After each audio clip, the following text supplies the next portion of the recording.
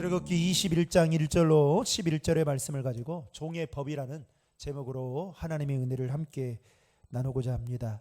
오늘 말씀은 하나님께서 십계명 이후에 주신 언약의 내용으로, 우리가 지난주에 살펴본 내용에 따르면 하나님께서 모세를 통해서 이스라엘 백성들에게 토단을 쌓고 그곳에서 제사를 드릴 것을 말씀하셨습니다. 그러면서 하나님은 다듬은 돌이나 정 또는 새 연장으로 그것을 쪼개거나 아니면 다듬으면 부정하다라고 말씀하셨죠.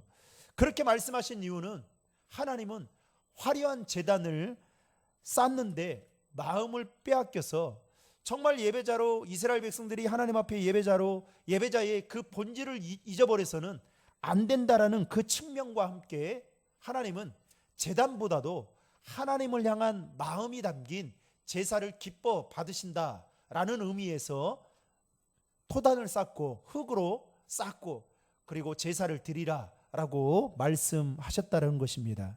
그런데 지난주에도 말씀드렸듯이 오늘날 많은 사람들은 눈에 보이는 거에 대해서 신경을 쓰다 보니까 교회도 커야 되고, 그리고 교회도 화려해야 되고, 어떻게 하면 웅장해야 되고, 이런 데 쓰다 보니까 정작 그 교회 안에 들어와서 예배를 드린 성도들이 그런 거에 시선을 빼앗긴 나머지 참된 예배자의 그 마음과 그 자세, 정신들을 잊어버린 채 예배 드린다는 그런 오늘날의 현실을 우리가 살펴볼 수 있다라는 것입니다. 그리고 이어서 오늘 연속되어지는 말씀은 종에 관한 법, 즉 일명 다른 말로 표현하면 노예법에 대해서 말씀하고 있습니다. 여러분, 모세를 포함한 이스라엘 백성들은 실제로 애굽의 노예, 즉 종살이의 삶을 무려 430년 동안 살았습니다. 그야말로 지긋지긋했겠죠. 그런데 이 하나님의 주권적인 선택과 능력으로 인해서 그 종의 멍에가 끊어진 지 이제 딱 100일이 조금 넘었습니다. 그러니까 석 달이 넘은 이때였죠. 그러면서 이들에게는 하나님을 예배할 수 있는 자유로운, 그 예배할 수 있는 자유함이 생기게 된 것입니다. 여러분, 당시 로마의 노예들은 온종일 채찍을 맞으며 고된 노동을 했고 밤에는 창고에 갇혀서 지내게 되었다고 합니다. 그래서 노예들이 자유롭게 될 수 있는 유일한 통로는 단 한 가지였다는 거예요. 그게 뭐였냐? 그냥 죽는 일이었다고 합니다. 그만큼 노예의 삶이 어떠한 삶인지 여러분 짐작할 수 있겠죠. 게다가 로마 시대 때는 한 번 종은 영원한 종이어서 주인의 손아귀에서 벗어날 수가 없었다라는 것이죠. 그러다 보니까 종은 어떻게 해요? 불합리한 대우, 또 신체적인 학대, 그리고 박해를 받아도 자신의 어떤 인권과 권리를 주장할 수 없을 뿐만 아니라 그들은 소유물에 불과한 나머지 매우 불행한 삶을 살게 되었다는 것입니다. 여러분, 최근에 뉴스를 통해서 본 적이 있습니까? 중국에서 그 올림픽이 시작하는 그 주간에 어떤 사건이 벌어졌냐면, 한 여인이 정신바가가 있는 한 여인이 어떤 남자에게 끌려가게 된 거예요. 근데 오래전에 아마 끌려가게 된 것 같습니다. 이게 젊었을 때. 그래가지고 그 끌려가서 그 남자하고 이 동침을 하면서 아이를 몇 명을 낳냐면 몇 명을 낳습니다. 그런데 이게 어떤 제보자에 통해서 밝혀지게 됐는데, 거기에 가서 현장에 가니까 그 여자애가 어떤 상태였냐면 목에 새창살이 채여 있고 손에도 새창살이 채여 있는 채로 이 벽에 박혀 있었던 겁니다. 그래서 아무 말도 못하고 있는, 근데 아이들은, 집안을 보니까 아이들은 그 열 몇 명이 되는 아이들이 막 완전히 집은 난자파인데 그 아이들이 그야말로 부모님의 사랑을 받지도 못한 그 상태에서 살고 있는 그 모습이 최근 뉴스에 방송이 되면서 중국에서 어떻게 이 사건을 덮었냐? 다른 중국에 기여한 그 올림픽 선수를 그 기사들을 올리면서 이 여인의 사건을 싹 덮어버렸습니다. 근데 이게 최근에 뉴스에 나오게 된 것이죠. 그야말로 종이었던 거죠. 아니, 동물보다 더 못한 삶을 살았던 것입니다. 그래서 하나님은 430년 동안 그야말로 종으로서의 삶을 살았던 이스라엘 백성들의 그 고통을 너무나도 잘 아신 나머지 이들이 이제 자유로운 하나님의 백성으로서의 이 땅을 살아가기를 원하셔서 오늘 말씀에 보면 종의 법과 희년의 법을 제정하셨던 것을 볼 수 있습니다. 그리고 오늘 본문 2절부터 6절까지를 보면 남종에 관한 법을 다루고 있는데, 남종에 관한 규례를 보면 이런 겁니다. 어떤 사람이 돈이 있어가지고 종을 사게 돼 있습니다. 여러분, 지금은, 옛날에는 그런 노예시장이 있었잖아요. 그래서 돈으로 종을 샀어요. 그러면 사게 되면 어떻게 되느냐, 그 종은 6년 동안 주인을, 자신의 어떤 권리와 이런 것들은 없는 겁니다. 그냥 주인이 시키는 대로 꼼짝없이 주인만을 섬기며 사는 겁니다. 그러다가 7년째가 되면 조건 없이 자유인으로 돌아갈 수 있는 이 남종에 관한 법을 만드셨던 거죠. 한마디로 하나님은 종을 6년 동안 주인이 부릴 수 있도록, 부릴 수 있지만 6년이 넘고 7년이 될 때에는 부릴 수 없도록 제한하셨던 것을 볼 수 있습니다. 그리고 이 종들은 자유인으로 돌아갈 때에는 5절 2절과 3절에 보시면 단신으로 왔으면 단신으로 나갈 수 있었고, 결혼해서 왔으면 아내와 함께 자유인이 되어 돌아갈 수 있었습니다. 여러분, 2절과 3절의 말씀을 화면을 통해 같이 읽겠습니다. 만일 그가 단신으로 왔으면 단신으로 나갈 것이요, 장가들었으면 그의 아내도 그와 함께 나가려니와, 만일 상전이 그에게 아내를 주어 그의 아내가 아들이나 딸을 낳았으면 그의 아내와 그의 자식들은 상전에게 속할 것이요, 그는 단신으로 나갈 것이로되. 그러나 주인이 종에게 아내를 주어서 아들이나 딸을 그 종이 얻게 되면 그 여자와 자식들은 누구의 것이 됩니까? 주인의 것이 되고, 그 종이었던 남자만 나갈 수 있는 자유함을 얻을 수 있게 되었습니다. 그런데 반대로요, 종이 아내를 택하거나 그리고 아내를 택해서 종으로 있기를 원한다면 주인이 어떻게 하느냐, 그 종을 데리고 가서 재판장에게 데리고 갑니다. 그리고 거기에 가서 송곳으로 귀에 구멍을 뚫고, 마치 이렇게 임 박은 것처럼 구멍을 뚫고 종신토록 종은 주인을 섬기며 살아야만 했습니다. 이것이 바로 남종에 관한 규례였습니다. 그게 5절과 6절에 나오고 있죠. 여러분, 5절과 6절의 말씀을 같이 한번 읽겠습니다. 만일 종이 분명히 말하기를 내가 상전과 내 처자를 사랑하니 나가서 자유인이 되지 않겠노라고 하면 상전이 그를 데리고 재판장에게로 갈 것이요, 또 그를 문이나 문설주 앞으로 데리고 가서 그것에다가 송곳으로 그의 길을 뚫을 것이라. 그는 종신토로 그 상전을 섬기리라. 따라서 이때 종의 선택이 중요하겠죠. 예를 들면 아내를, 주인이 준 아내를 내가 버리고 자유를 얻을 것인가, 반대로 아내와 함께 여전히 상전의 종으로 평생을 살 것인가 하는 것은 누가 선택하는 겁니까? 남종이 선택을 해야만 했습니다. 여러분에게 묻겠습니다. 혹시 여러분이 만약에 종이라고 한다면 여러분은 아내를 버리고 자유를 얻을 것입니까? 아니면 아내와 함께 상전의 종으로 평생을 살아가시겠습니까? 이렇게 보니까 우리 권사님들은 내 이야기가 아니니까 아무 고민을 안 하는데, 우리 장로님들은 지금 고민하고 계시는 것 같은데요. 이스라엘 백성들의 종의 법, 그리고 다른 민족의 종의 법의 차이는 단 한 가지였습니다. 그것은 바로 자유에 있었다는 겁니다. 종이긴 하나 자유가 있었다는 거죠. 그 자유를 내가 선택할 수 있었습니다. 하나님이 정해놓으신 법에 따르면.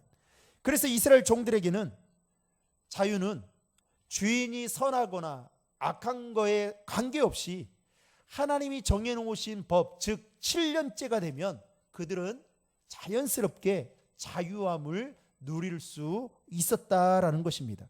이것은 곧 하나님께서 이스라엘 백성들을 향해서 법으로 정해놓은, 즉 자유를 보장해주고 있는 것을 볼 수가 있는 것이죠. 그렇다면 우리는 이렇게 생각해 볼 수 있는 거 아니겠습니까? 하나님께서 종으로서 6년을 살게 하고 그리고 7년째 자유를 얻도록 하신 그 이유가 무엇일까? 여러분, 뭐 종으로 안 살아보셔서 아시겠지만은 옛날에 우리 조선시대 때 뭐가 있었어요? 이 돈 많은 사람들은 머슴을 부리며 살 때가 있었잖아요. 그래서 가난한 사람들, 가난하지만 막 자녀들이 많은 그 집안에서는 어떻게 합니까? 자녀들 몇 명을 보내서 머슴으로 보내서 거기에서 뭔가 싹을 받아가지고 그렇게 살아올 때가 있었잖아요. 그래서 이산가족이 막 생겨나게 되고 그럴 때가 있지 않았습니까? 그런데 여러분 한번 생각해 보십시오. 6년의 시간이 결코 짧은 시간일까요? 짧지 않은 시간일까요? 짧지 않은 시간입니다. 그런데 반대로 주인의 입장에서 보면 6년의 시간은 짧을까요? 길까요? 네? 주인의 입장에서 보면 종을 부릴 수 있는, 돈을 주고 종을 부릴 수 있는 6년의 시간이 아마 만족하지 못할 뿐만 아니라 그것을 수용하지 못할 것입니다. 뭐 17년, 16년, 뭐 26년, 36년 이러면 조금 몰라도 말입니다. 그런데 반대로 종의 입장에서 한번 보면 6년의 시간이 결코 짧은 시간이 아니었겠죠. 정해진 그 시간 동안 그들이 겪어야 될 고통과 어려움들을 생각한다면 종들은 하루빨리라도 종의 법이 단축되기를 아마 원했을 것입니다. 마치 옛날에 군대 2년, 뭐 우리 장로님들은 더 군생활을 오래 했겠지만 지금 1년 6개월 막 이렇게 되지 않습니까? 얼마나 많이 짧아졌습니까? 그런데도 요즘 젊은 군대에 간 청년들이 어떻게 해요? 시간이 길다라고 말하잖아요. 과거에 비하면 얼마나 좋아졌어요. 군대에서 돈도 벌 수 있고 핸드폰도 쓸 수 있고. 그런데 여러분 군인은 군인이니 군대는 군대인 거예요. 그런데 종이라고 한들 얼마나 그들의 삶이 힘들었겠습니까? 그러나 이 6년이라는 시간이 지나고 7년째 되는 해는 종이었던 그들이 자유인이 될 수 있다라는 이 생각만으로도 아마 종들은 그 힘든 시간들을 유일하게 버틸 수 있는 그것이 소망이자 버팀목이 아니었을까 생각해 보게 되는 것이죠. 그러면 하나님께서 7년째 자유를 허락하신 그 이유가 무엇 때문일까? 하나님께서 세상을 창조하신 때에 그 질서 그대로 인간의 질서 또한 그것에 잇대어 존재함을 드러내기 위해서였다라는 것입니다.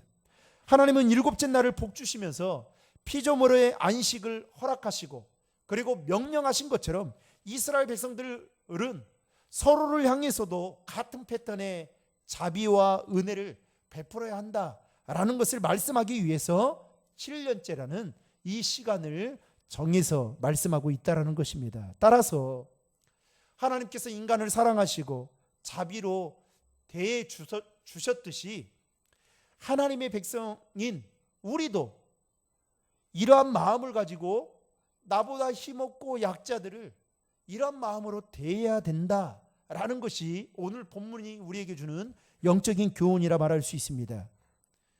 그러므로 자신의 어떤 지위와 권세로 힘없는 자들을 지배하고 군림하려는 이 마음과 생각은 여러분 종의 법에 의해서는 어긋난다. 아니 하나님이 말씀하신 그 말씀에 입에 되는 것이다 라고 볼 수 있다라는 것이죠. 당시 이스라엘 백성들 중에는 경제적으로 도저히 생계가 될 수 없을 만큼 궁핍하게 빚을 져가면서 살았던 사람들이 있었습니다. 문제는 갚을 수 없는 빚이 쌓이다 보니까 나중에 어떻게 됩니까? 노예 시장으로 나오게 되는 것이죠. 게다가 부모가 진 그 과도한 빚으로 인해서 종으로 내몰렸던 사람들도 있었고, 또 자신의 아버지가 종이어서 태어날 때부터 모태에서부터 종으로 태어났던 사람들도 있었습니다. 이런 사람들은 그 가난이 대물림되고, 또 그 가난으로 인해서 종의 신분으로서 삶을 살 수밖에 없는, 그야말로 억울하고 불쌍한 그런 약자에 속한 사람들이었던 것이죠. 따라서 이들은 이들의 힘으로 하나님이 말씀하신 그 자유를 얻을 수 없었던 것입니다. 그런데 하나님은 그들을 내버려 두지 아니하시고 오늘 말씀에 보면 종의 법을 통해서 자유를 얻을 수 있도록 소망을 허락해 주셨다는 것이죠. 더욱이 신명기 23장 15절 16절에 보면 하나님은 도망가는 주인으로부터 도망가는 종의 경우까지도 그들의 자유를 철저히 보장하고 있는 것을 살펴볼 수가 있습니다. 여러분, 신명기 23장 15절 16절의 말씀을 다 같이 읽겠습니다. 시작.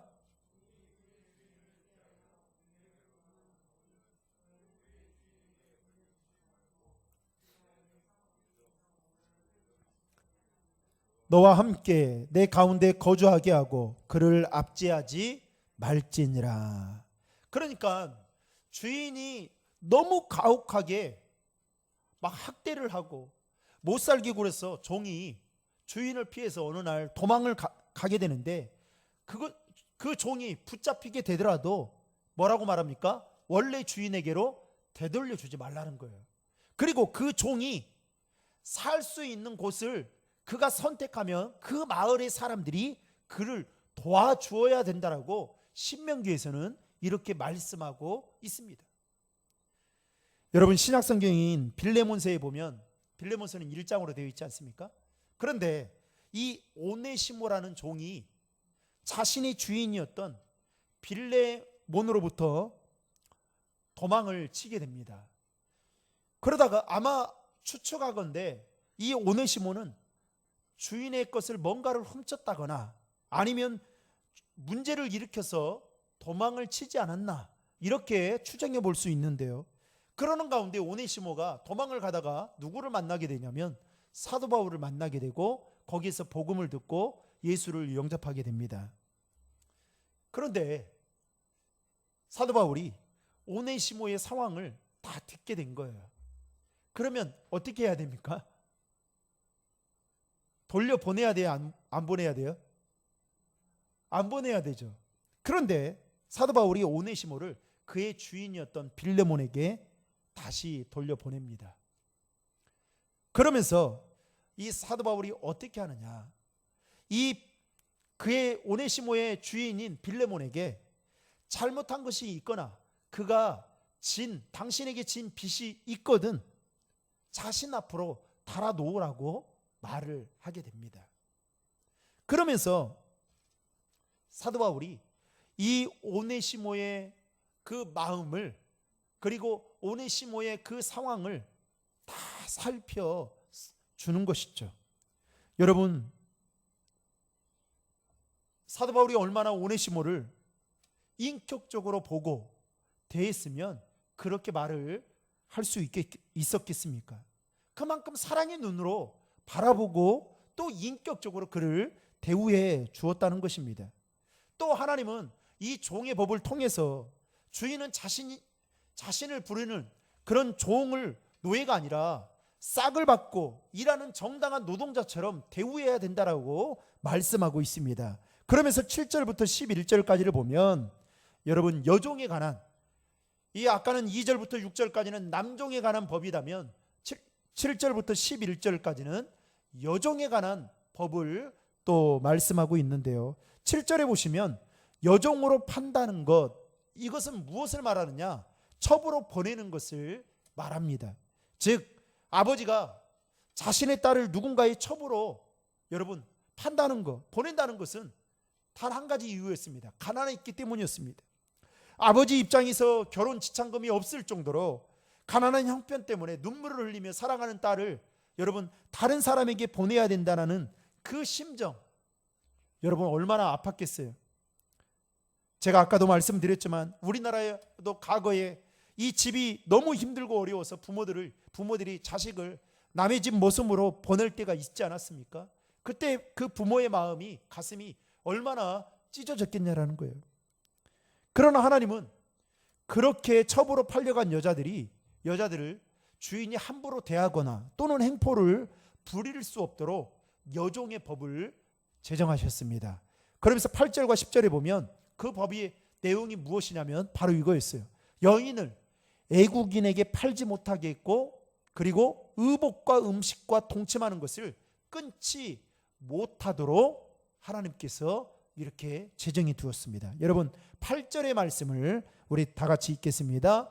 만일 상전이 그를 기뻐하지 아니하여 상관하지 아니하면 그를 속량하게 할 것이나 상전이 그 여자를 속인 것이 되었으니 애국인에게는 팔지 못할 것이요. 여러분 이 주인이 여종이 마음에 들 수도 있고 안 들 수도 있잖아요. 그러면 어떤 생각이 들겠어요? 아, 이거 가치가 없다. 이게 물건처럼 생각할 때였으니까 가치가 없다고 생각하면 어떻게 합니까? 당장 팔아 버릴 수 있는 거 아니겠습니까? 그런데 뭐라고 말합니까? 애국인을 팔면 안 된다. 그리고 10절 말씀도 한번 같이 읽겠습니다. 만일 상전이 다른 여자에게 장가들지라도 그 여자의 음식과 의복과 동침하는 것은 끊지 말 것이요. 이 주인이 다른 여자와 결혼을 하니까 이 여종이 눈에 안 들어오는 거예요. 그리고 별 이제 필요 없다라고 생각을 해서 그 여자의 음식과 의복과 동침하는 것을, 결혼하는 것을, 다른 사람과 결혼하는 것을 막지 말라고 이렇게 아주 구체적으로 말씀하고 있는 것을 보게 됩니다. 그러면서 마지막에 뭐라고 말하냐면 만약 이러한 것을 기뻐하지 않으면 속전없이 보내야 된다라고 하나님은 말씀하시죠. 사랑하는 성도 여러분, 하나님께서 이와 같이 종의 법을 제정하신 이유는 무엇 때문일까요?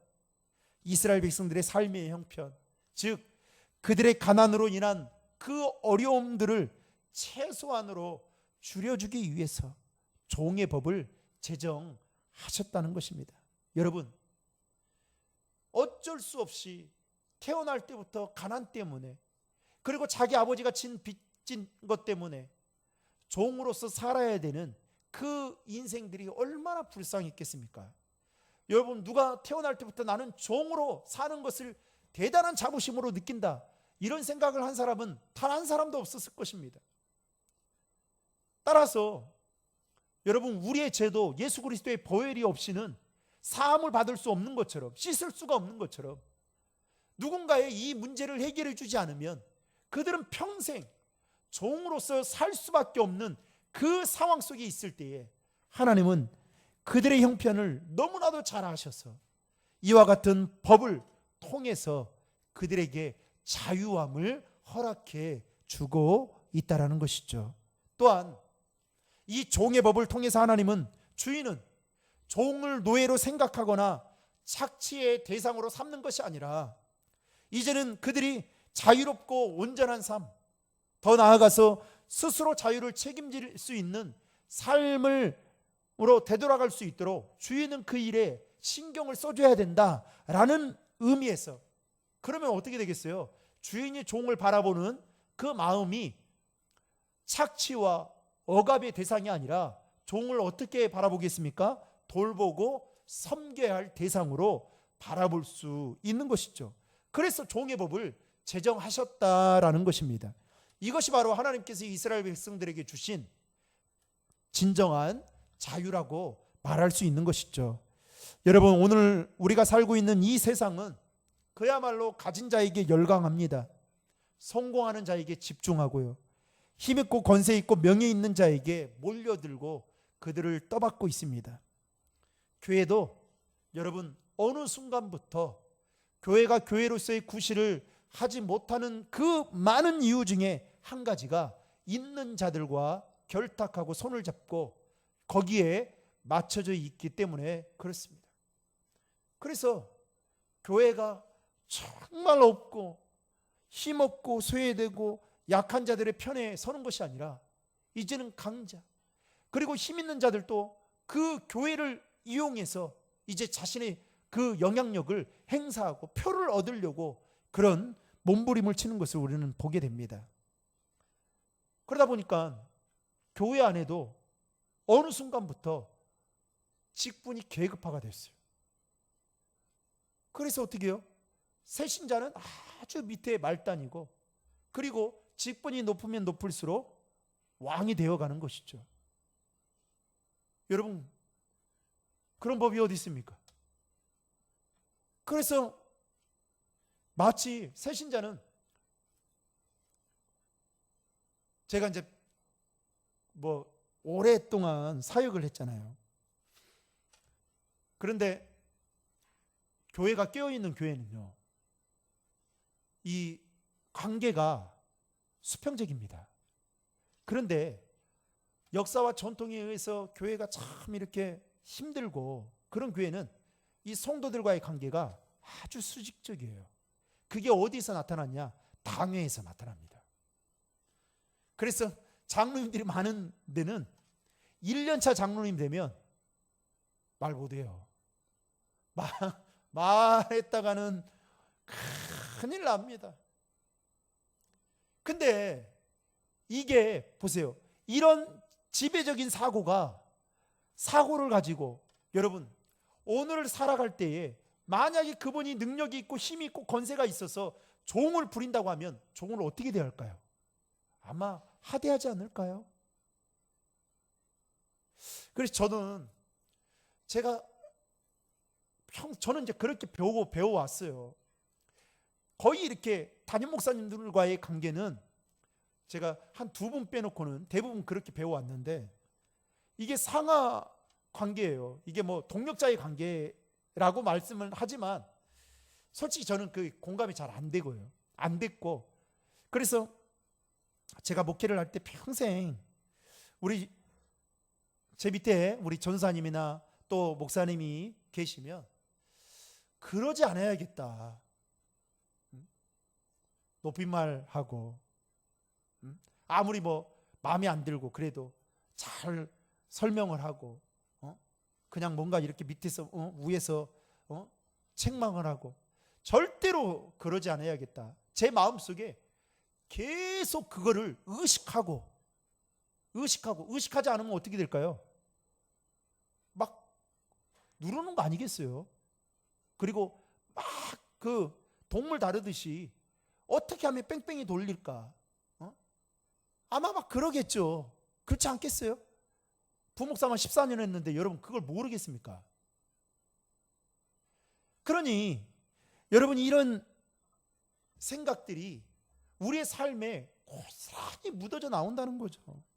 그래서 힘있고 권세를 가지려고 하는 이유가 뭡니까? 내가 누군가로부터 밑에 뭔가 뭔가 억눌림 당하고 또 누군가의 그 충고나 이런 것을 듣지 않기 위해서 어떻게든 자신의 능력을 키워가지 않습니까? 그리고 힘있고 권세 있는 자들은 그야말로 힘없고 연약한 자들을 다스리면서 군림하면서 자신들의 야망을 또 목적을 성취해 갑니다.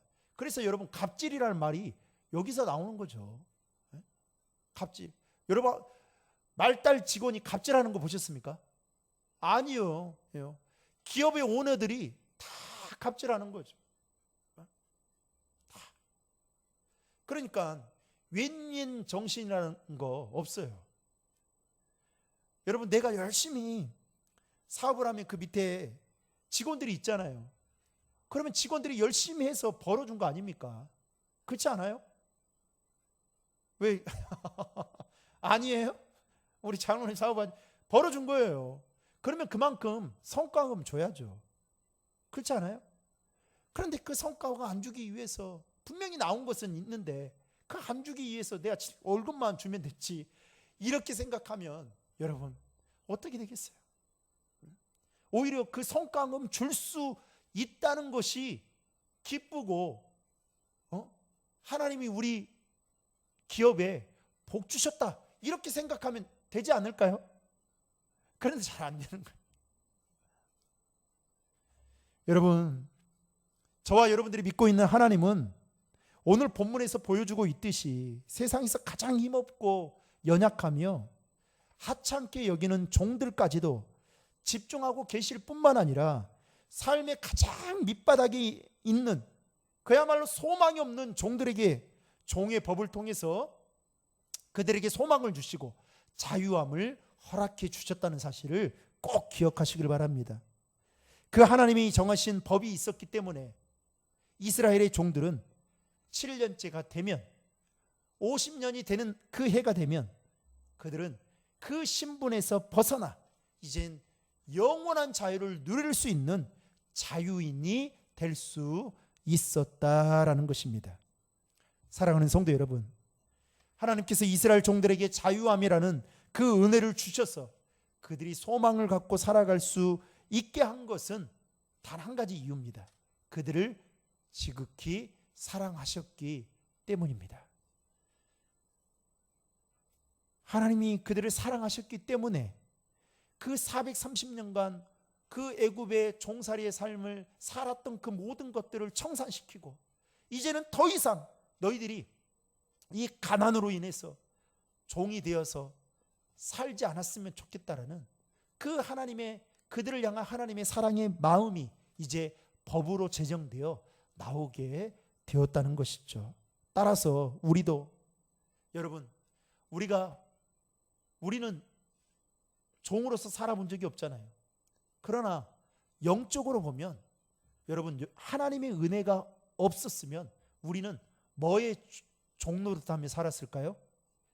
죄의 종노릇하며 평생을 죄책감 속에 살 수밖에 없었다는 것이죠. 그런데 예수님께서 우리를 사랑하셔서 십자가에 못 박혀 죽으심으로 말미암아 죄의 종이 된 우리들을 이제는 벗어나서 하나님의 자녀가 되고 의인이 되게 해주셨다. 이것은 엄청난 축복이라는 사실을 믿으시길 바랍니다. 이 하나님의 은혜를, 하나님의 사랑을 기억하며 남은 3일 동안도 믿음으로 살아가는 우리 신도림 중앙의 모든 성도님들 되기를 주님의 이름으로 축원합니다.